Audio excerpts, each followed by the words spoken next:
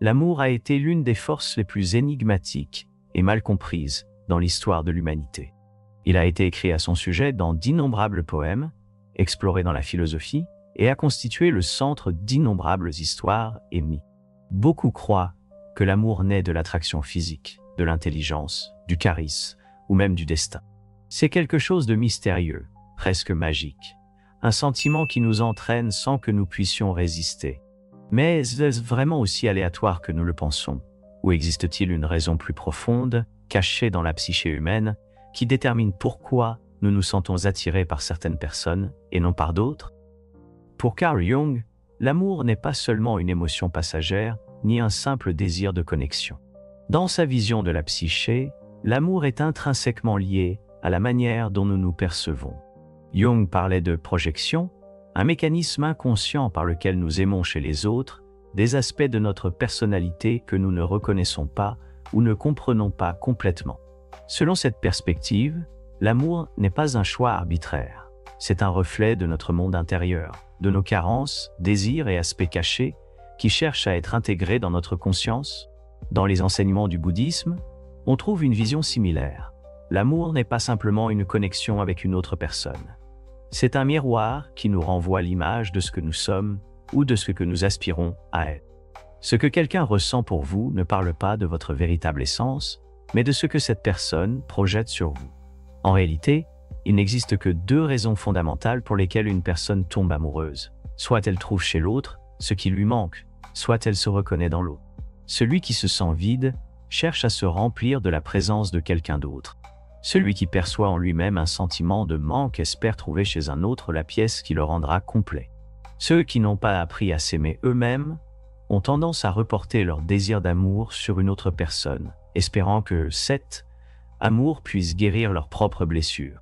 D'autre part, lorsque quelqu'un reconnaît en une autre personne un reflet de lui-même, l'attraction devient inévitable, comme le fleuve qui s'écoule irrémédiablement vers l'océan.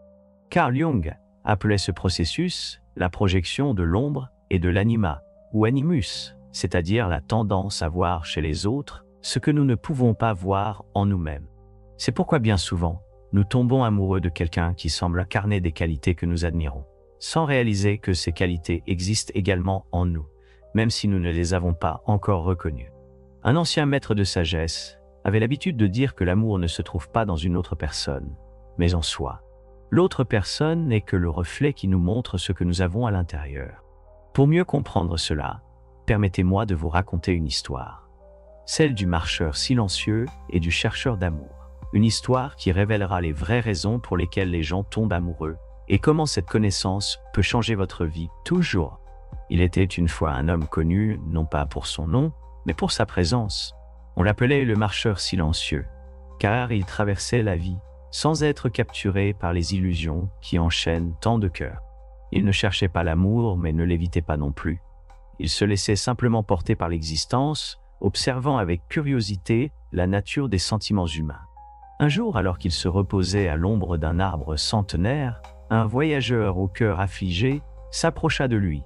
Ses yeux étaient chargés de tristesse et sa poitrine portait le poids d'innombrables désamours. « Maître, » demanda le voyageur d'une voix tremblante, « pourquoi les gens tombent-ils amoureux de certaines personnes et pas d'autres? Et pourquoi perds-je toujours ceux que j'aime ?» Le marcheur ferma les yeux un instant, comme s'il écoutait quelque chose au-delà des mots, puis répondit calmement, « L'amour n'est pas une question de la personne que tu aimes, mais de ce que ton amour cherche. » Le voyageur fronça les sourcils, confus. « Je ne comprends pas. Si l'amour ne concerne pas l'autre, alors de quoi s'agit-il ?» Le marcheur prit un bol d'eau claire et le présenta au voyageur. « Regarde l'eau et dis-moi ce que tu vois. »« Mon propre reflet, » répondit le voyageur. « Et si l'eau était trouble ?» demanda le marcheur. « Je ne verrai rien, » répondit le voyageur. Le marcheur hocha la tête avec un léger sourire. C'est ainsi que fonctionne l'amour. Quand quelqu'un t'aime, il ne voit pas vraiment qui tu es, il se voit lui-même en toi. Si l'eau est claire, il se reconnaît en ta présence. Si l'eau est trouble, il projette sur toi ses désirs, ses peurs et ses manques. L'amour ne se donne pas, il se réfléchit. Le voyageur médite profondément sur ces paroles, puis, d'une voix sereine, demande « Si l'amour est un reflet, pourquoi les gens tombent-ils amoureux ?» Le marcheur sourit avec compassion. Pour deux raisons, soit ils cherchent dans l'autre ce qui leur manque, soit ils trouvent en l'autre un reflet de ce qu'ils sont déjà. Pour comprendre l'amour, tu dois d'abord cerner laquelle de ces raisons t'a poussé à ressentir cette intrigue et cette anxiété à découvrir la vérité derrière tes propres sentiments. Le voyageur quitta le marcheur et poursuivit son chemin vers un village lointain. Là, il rencontra une femme qui avait traversé d'innombrables relations douloureuses. Elle était belle, admirée et intelligente. Beaucoup l'aimaient, et pourtant, elle se sentait toujours seule. Un après-midi, alors qu'ils étaient assis près d'une rivière, elle laissa échapper un soupir chargé de mélancolie. « Pourquoi les gens disent-ils m'aimer, mais je continue à me sentir vide à l'intérieur ?» Le voyageur, se remémorant les paroles du marcheur, répondit d'un ton réfléchi. « Peut-être qu'ils t'aiment non pas pour qui tu es, mais pour ce que tu représentes pour eux. » Elle le regarda avec curiosité. « Qu'est-ce que cela signifie ? » Cela signifie que l'amour que tu reçois n'est pas toujours un amour authentique. Parfois, les gens tombent amoureux de l'image qu'ils construisent de toi, pas de ton vrai moi. Ils te glorifient, te transforment en un symbole de quelque chose qu'ils désirent eux-mêmes. Mais lorsque l'illusion se dissipe, l'amour disparaît aussi. Elle baissa les yeux, et l'eau de la rivière réfléchit son visage, tout comme le bol du marcheur silencieux.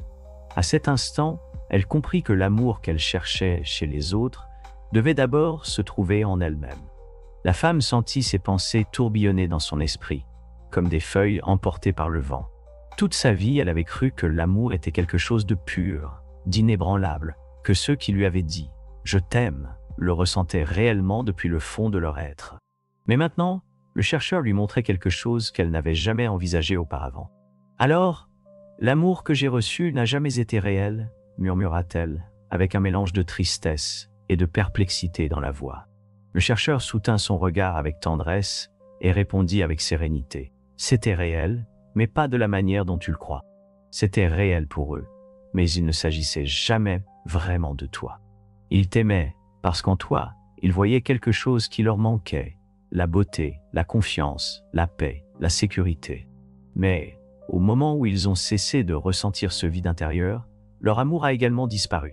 Ce n'était pas parce qu'ils n'étaient pas suffisants, mais parce que leurs besoins l'un de l'autre avaient changé. Elle baissa les yeux, ressentant un poids dans sa poitrine qu'elle n'avait jamais identifié auparavant. « Alors, l'amour est-il toujours temporaire ?» demanda-t-elle d'une voix faible. Le chercheur secoua doucement la tête. « Non, tout amour n'est pas éphémère, mais l'amour basé sur le manque l'est. C'est comme emprunter la chaleur du soleil. Tant qu'il brille, sa chaleur est réconfortante. Mais quand la nuit tombe, la chaleur disparaît, car elle n'a jamais été à vous. Il s'agissait de la lumière du soleil, pas de vous. » La femme laissa échapper un long soupir, comme si à cet instant, quelque chose en elle avait changé. Après un long silence, elle demanda « Et quelle est l'autre raison pour laquelle les gens tombent amoureux ?» Le chercheur, désireux de comprendre encore plus, continua son voyage jusqu'à ce qu'il atteigne un village lointain. Là, il rencontrait un vieil homme qui avait été marié pendant plus de 50 ans.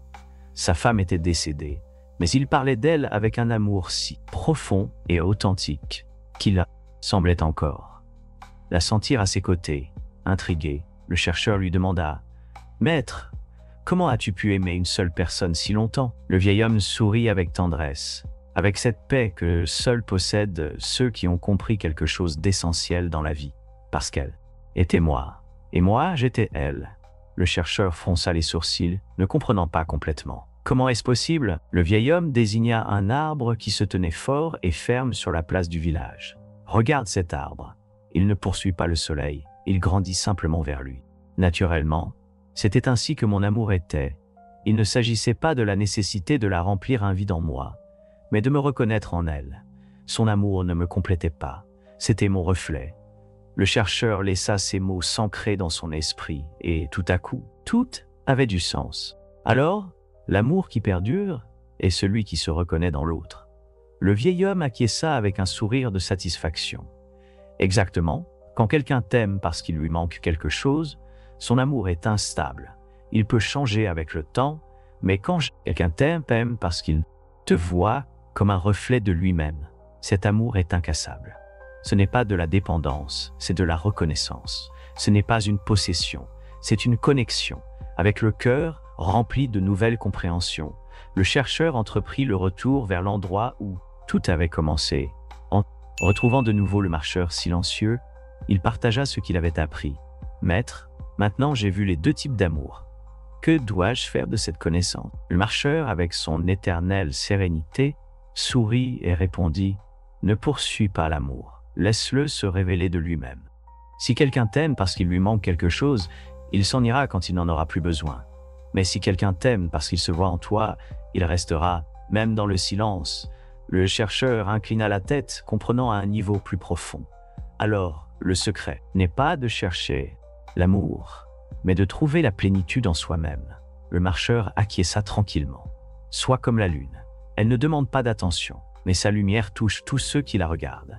Et à ce moment-là, le chercheur comprit. Il comprit que l'amour n'est ni quelque chose que l'on gagne, ni quelque chose que l'on poursuit. C'est un miroir qui peut refléter le vide ou la plénitude. Ceux qui comprennent cette vérité ne souffriront jamais par amour, car ils ont compris sa véritable nature, sans le besoin de chercher, sans le besoin d'attendre. Ils ont simplement compris, et, avec cette compréhension, ils poursuivirent leur chemin sans peur, sans attachement, juste avec la certitude que l'amour n'est pas une destination, mais un reflet de ce que chacun porte en soi. L'histoire du marcheur silencieux, du chercheur d'amour, de la femme triste et de l'homme âgé n'est pas qu'un conte. C'est un miroir dans lequel nous pouvons tout voir réfléchir nos propres relations. La vérité la plus profonde sur l'amour ne se trouve pas dans les gestes romantiques ni dans les mots poétiques, mais dans la racine même de pourquoi quelqu'un est attiré par nous. Si quelqu'un nous aime parce que nous comblons un vide dans sa vie, cet amour est comme l'ombre projetée par le soleil. Il change avec le temps et disparaît lorsque le besoin s'évanouit. Mais si quelqu'un nous aime, parce qu'il nous reconnaît comme un reflet de lui-même, alors cet amour est inébranlable, comme la lune qui demeure même lorsque le soleil a disparu. Dans le premier type d'amour, l'amour basé sur le manque, les personnes n'aiment pas vraiment l'autre. Elles aiment ce qu'il représente pour elles. C'est pourquoi de nombreuses relations commencent avec une intensité débordante, mais au fil du temps, elles s'estompent. L'attraction initiale n'était pas basée sur une connexion véritable, mais sur le besoin de combler un vide intérieur. Une personne qui manque de confiance peut tomber amoureuse de quelqu'un de fort et sûr de lui. Une personne qui se sent perdue peut tomber amoureuse de quelqu'un qui a un but et une direction. Une personne qui est seule peut tomber amoureuse de quelqu'un qui lui offre attention et compagnie. Mais que se passe-t-il lorsque ce besoin disparaît? Que se passe-t-il lorsque cette personne qui auparavant nous voyait comme son refuge ne ressent plus le même vide? L'amour s'évanouit parce qu'il n'a jamais été basé sur une connexion réelle, mais sur l'illusion que l'autre était la solution à un problème intérieur. D'un autre côté, lorsque l'amour émerge de la reconnaissance et non du manque, c'est un lien qui transcende le temps, les circonstances. Ce n'est pas un amour qui change avec les saisons, mais un amour qui perdure, parce qu'il ne dépend pas de ce que l'autre peut donner, mais de ce qui existe déjà en chacun. Ainsi, la leçon finale est claire. L'amour que tu cherches à l'extérieur ne peut être trouvé qu'en toi.